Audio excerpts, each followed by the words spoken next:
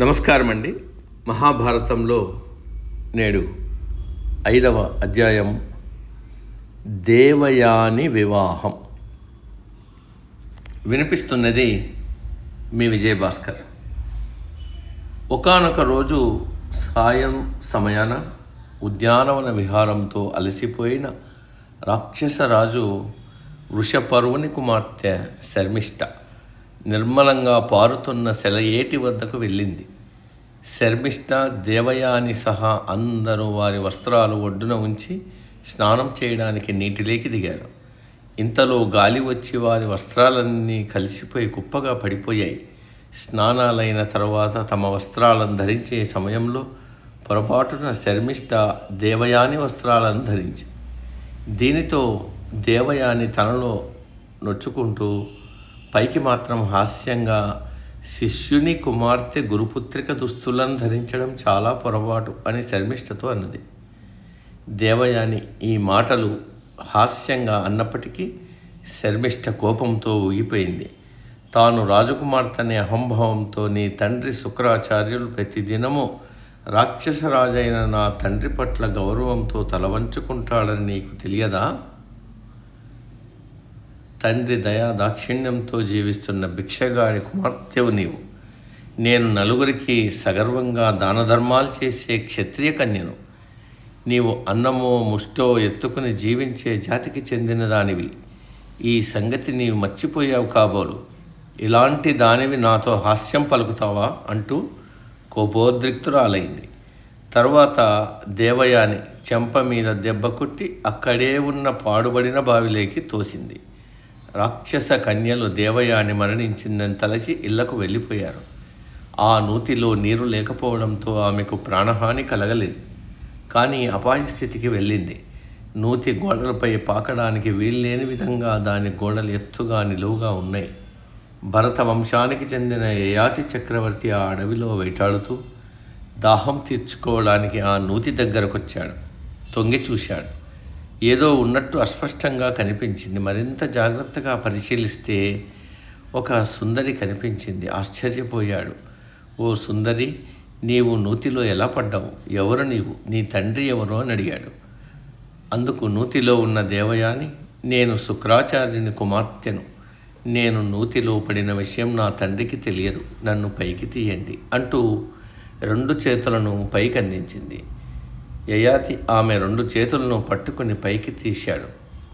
రాక్షసరాజు పట్టణానికి తిరిగి వెళ్ళడానికి దేవయాని ఇష్టపడలేదు. శర్మిష్ఠ చేష్టలు, తనపై దూషణలు గుర్తు చేసుకుంది. అందువల్లే పట్టణానికి తిరిగి వెళ్ళడం ఏమాత్రం మంచిది కాదని దేవయాని భావించింది. నీవు ఒక కన్యకు ప్రాణదానం చేశావు కనుక ఆమెను నీవు తప్పకుండా పెళ్లి చేసుకోవాలి. నీవు నాకు అన్ని విధాలా తగినవాడవని తోచింది అని దేవయాని అన్నది. అందుకు యయాతి, ఓ చిన్నదానా, నేనొక క్షత్రియుణ్ణి, నీవు బ్రాహ్మణ కన్యవు. నిన్ను ఎలా వివాహం చేసుకుంటాను? ప్రపంచానికే ఉపదేశం చేయగల ప్రజ్ఞా దురంధరుడైన శుక్రాచార్యుల వారి కుమార్తెవు.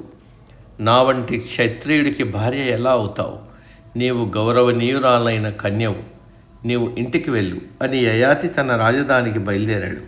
పురాతన ధర్మశాస్త్రం ప్రకారం ఒక క్షత్రియ యువతి ఒక బ్రాహ్మణ యువకుణ్ణి వివాహం చేసుకోవచ్చు. కానీ బ్రాహ్మణ యువతి క్షత్రియ యువకుడు పెళ్లి చేసుకోవడం అన్నది లేదు.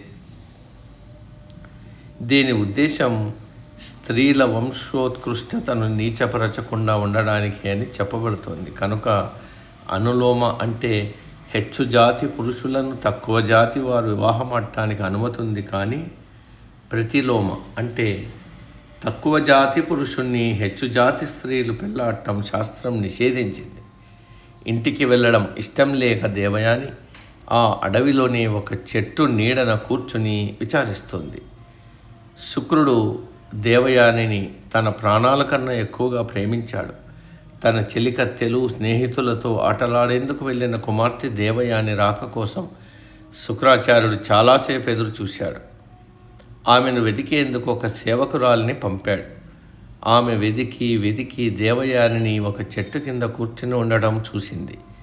దేవయాని విచారంతో నిస్పృహతో ఎర్రబడిన కళ్ళతో ఉంది. దేవయాని సేవకురాలితో ఇలా అంది. చెలి, తక్షణమే నీవు వెళ్ళు, వృషపరువుని పట్టణంలో నేను కాలు పెట్టను అంటూ ఆమెను తండ్రి శుక్రుడి వద్దకు పంపింది. కుమార్తె పరిస్థితికి శుక్రుడు ఖిన్నుడై వెంటనే ఆమె ఉన్న ప్రదేశానికి వెళ్ళాడు. కుమార్తెను ప్రేమతో ముద్దాడాడు. ముందు నా ప్రశ్నకు బదులివు అని తండ్రిని సూటిగా అడిగింది దేవయాని. వృషపర్వుని కుమార్తె శర్విష్ట, మీరు రాజులను పొగుడుతూ డబ్బు తీసుకునే ముష్టివాడి కూతురువు అని నన్ను అనడమే కాక చెంపదెబ్బ కొట్టింది. పక్కనే ఉన్న పాడుబడిన నూతిలోకి తోసేసింది. దాని తండ్రి రాజ్యంలో నేనుండను నేర్చింది. శుక్రాచార్యుడు గంభీరంగా, ఓ దేవయాని, నీవు సభల్లో రాజుల కీర్తి పాడుకొని జీవించేవాడి కూతురివి కాదు. నీ తండ్రి ఇతరులను పొగుడుతూ బతికేవాడు కాదు. ఈ ప్రపంచమంతా గౌరవించే నా కూతురివి. దేవతల రాజు ఇంద్రుడికి ఈ సంగతి తెలుసు. వృషపర్వుడు కూడా నేతడికి చేసిన ఉపకారం మర్చిపోయేవాడు కాదు. ఏమైతేయే, మంచివాడు తనను తాను ఎప్పుడూ పొగుడుకోడు. కనుక నా గొప్పతనం గురించి నేను చెప్పాల్సిన పని లేదు. నీవు కుటుంబానికి గౌరవం సంపాదించగల స్త్రీలలో మణిపూసవు. ఓపిక పట్టు, ఇంటికి వెళ్దాం పద అన్నాడు. ఈ సందర్భంలో వ్యాసుడు ప్రజల కోసం చేసిన ఉపదేశాలను శుక్రాచార్యుడు దేవయానికి వివరించాడు. ఇతరుల నిందలను ఓర్పుతో సహించి ఉన్నవాడే ప్రపంచాన్ని జయిస్తాడు. మాట వినని రథాశ్వాలను ఓర్పుతో లొంగదీసుకునేవాడే రథసారథవుతాడు.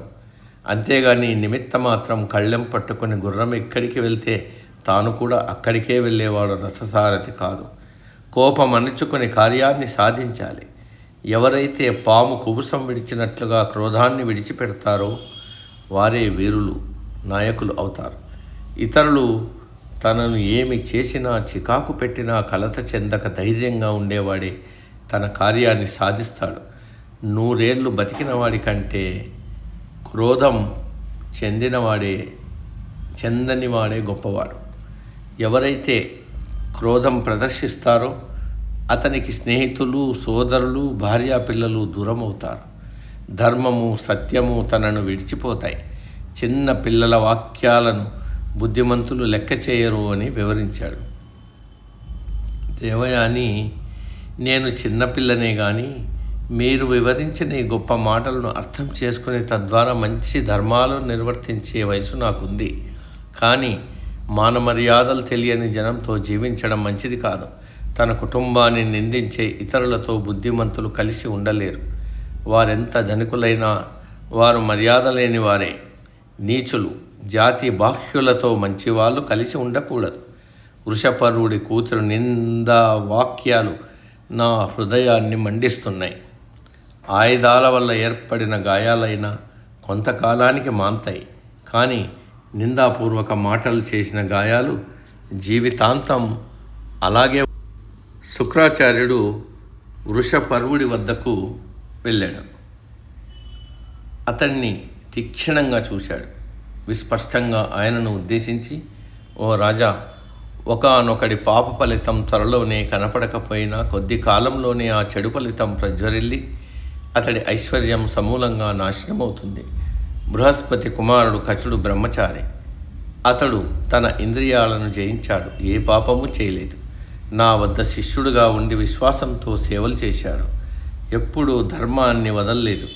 నీ అనుచరులు అతన్ని చంపాలని ప్రయత్నించారు. ఆ పనిని సహించాను. మర్యాదగా జీవించే నా కూతుర్ని నీ కుమార్తె అమర్యాదకరంగా నిందించింది. పైగా నా కుమార్తెను ఒక నూతిలోకి తోసేసింది. నా కుమార్తె నీ రాజ్యంలో ఎంత మాత్రమూ ఉండదు. ఆమె లేకుండా నేను ఇక్కడ ఉండలేను. కనుక నీ రాజ్యం వీడి వెళ్తున్నాను అన్నాడు. రాక్షస రాజు వృషపర్వుడు ఖిన్నుడయ్యాడు. మీరిప్పుడు నా ముందు వెల్లడించిన అభియోగాల సంగతి నాకు తెలియదు. మీరు నన్ను విడిచి వెళ్తే నేను అగ్నిలో దూకి మరణిస్తానన్నాడు. దీనిపై శుక్రాచార్యుడు, మీ అనుచరుల కంటే నా కుమార్తె సౌఖ్యమే నాకు ముఖ్యం. ఆమె నా ప్రాణం కంటే నాకు ప్రేమ పాత్రురాలు. ఆమెను నీవు శాంతింపచేస్తే మంచిది, లేకపోతే నేను వెళ్ళిపోక తప్పదు నిక్కచ్చిగా చెప్పాడు. వృషపర్వుడు తన పరివారంతో అడవికి వెళ్ళాడు. ఒక చెట్టు కింద కూర్చుని ఉన్న దేవయాని వద్దకు వెళ్ళి ఆమె పాదాల మీద పడ్డాడు. నేనొక భిక్షగాడి కుమార్తెనని నిందించిన శర్మిష్ఠ నాకు దాసి కావాలి. నా తండ్రి నాకు వివాహం చేసే భర్త ఇంట ఉండాలి అని షరతు పెట్టింది దేవయాని. దీనికి వృషపర్వుడు సమ్మతించాడు. తన కుమార్తె శర్మిష్ఠను తీసుకుని రావాలని సేవకులను పంపాడు. శర్మిష్ఠ దేవయాని ముందు నిలబడింది. తన తప్పులను ఒప్పుకుని తల వంచుకుంది. నా చెల్లి దేవయాని కోరినట్లుగానే చెయ్యండి. నేను చేసిన తప్పుల వల్ల నా తండ్రి గారి గురువు గారిని పోగొట్టుకోవాల్సి వస్తుంది. నేను దేవయానికి దాసిగా ఉంటాను అన్నది శర్మిష్ఠ. దేవయాని శాంతించింది. తన తండ్రితో ఇంటికెళ్ళింది. మరోమారు యయాతి దేవయానికి ఎదురయ్యాడు. తనను వివాహమాడాలని మళ్ళీ కోరింది. యయాతి కూడా మునుపటి వల్లే తన క్షత్రియున్నని బ్రాహ్మణ యువతిని వివాహం ఆడబోనని పదే పదే అడగటం తగదని అన్నాడు. తుదకు ఇద్దరూ శుక్రాచార్యుడి వద్దకు వెళ్ళారు. వారి వివాహానికి ఆయన అంగీకారం పొందారు. అరుదైన పరిస్థితుల్లో ప్రతిలోమ వివాహానికి ఇది ఉదాహరణ. చేయదగిన చేయకూడని శాస్త్రాల గురించి వివరించాడు శుక్రాచార్యుడు. యయాతి దేవయాని వివాహం జరిగింది. యయాతి దేవయాని ఎంతో సౌఖ్యమైన దాంపత్యం కొనసాగిస్తున్నారు. శర్మిష్ఠ దేవయానికి దాసిగా కొనసాగుతుంది. ఒకరోజు శర్మిష్ఠ రహస్యంగా యయాతిని కలిసింది. తనను పెళ్లి చేసుకోవాలని కోరింది. యయాతి ఆమె పట్ల ఆకర్షితుడయ్యాడు. దేవయానికి తెలియకుండా రహస్యంగా శర్మిష్ఠను పెళ్లి చేసుకున్నాడు. ఈ విషయం దేవయానికి తెలిసింది. ఆమెలో పట్టరాని కోపం బుసలు కొట్టింది. తక్షణమే ఈ సంగతిని తండ్రి శుక్రాచార్యుని చెవిన వేసింది. శుక్రాచార్యుడు ఆగ్రహం వ్యక్తం చేస్తూ నీకు అకాల వార్ధక్యం వచ్చుగా కాని యయాతిని శపించాడు. శుక్రాచార్యుడి శాపంతో నిండు యవ్వనంలో ఉన్న యయాతికి అకాల వార్ధక్యం వచ్చింది. యయాతి ఖిన్నుడయ్యాడు. శుక్రాచార్యుడిని చేరి క్షమాపణ వేడుకున్నాడు. శుక్రాచార్యుడు కూడా కాస్త ఆలోచించాడు. శర్మిష్ఠ తన కుమార్తెను నూతిలోకి తోసినప్పుడు యయాతి పైకి తీసిన విషయాన్ని గుర్తు చేసుకున్నాడు. కాస్త శాంతించాడు. నీవు యవ్వనాన్ని, తేజస్సును, గొప్పదనాన్ని కోల్పోయావు. నా శాపం తిరిగి తీసుకోలేనిది. ఎవరైనా తన యవ్వనాన్ని నీకు ఇచ్చి నీ వార్ధక్యాన్ని వారు తీసుకుంటే ఈ మార్పు జరుగుతుంది అని యయాతిని ఆశీర్వదించి శుక్రాచార్యుడు వెళ్ళిపోయాడు. సమాప్తం. సర్వే జన సుఖినో భవంతు.